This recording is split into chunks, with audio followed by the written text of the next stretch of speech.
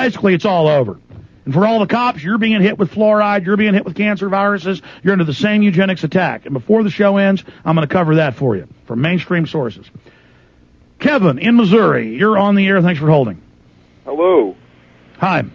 I had a couple questions for you today. My first one is, I've been drinking sodium fluoride water for a while, and I was wondering how the average person with not a whole lot of money would be able to find pure water without pharmaceuticals or sodium fluoride in it. It is irreversible, the damage, but you can stop more damage. You can go to the store and get a reverse osmosis system. You can get Berkey systems.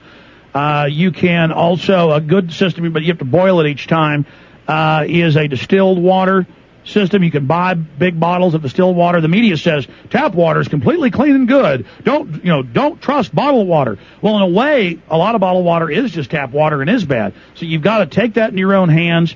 Hundreds of government university studies. Just a child who drinks water in their first 6 years will get a 20-point on average IQ reduction. So, it's pretty hardcore, brother.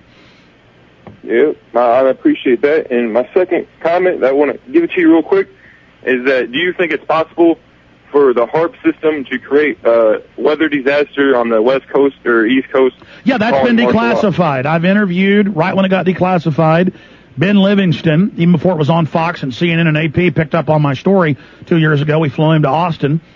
In fact, I just put that up for PrisonPlanet.tv members, but it's on the web for free everywhere, but not in this high res. But the point is, he was the father of weather weapons. He was the first guy to fly into hurricanes, a hurricane's 170 miles an hour top speed. He also flew into the typhoons that get up to 220.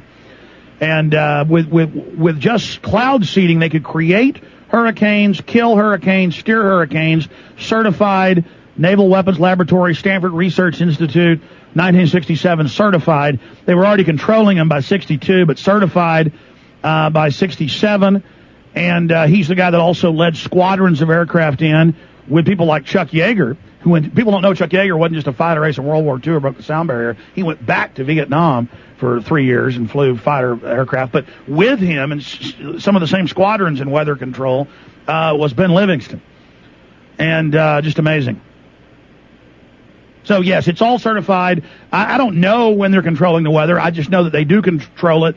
And I remember they had huge floods a few years ago, and they admitted in the San Antonio paper that they've been doing weather experiments. When it happened, 35 people died in one night. So, yes, sir, they do have total control of the weather. And that's what Secretary of Defense Cohen said in 1997 in a televised press conference. Have you heard anything about the HAARP system being active right before the I have interviewed, yes, I've interviewed the former head of HAARP, Brigadier General Benton Parton, former head of Air Force Weapons Development, and he said that's classified and he won't discuss it. I appreciate your call. Great questions.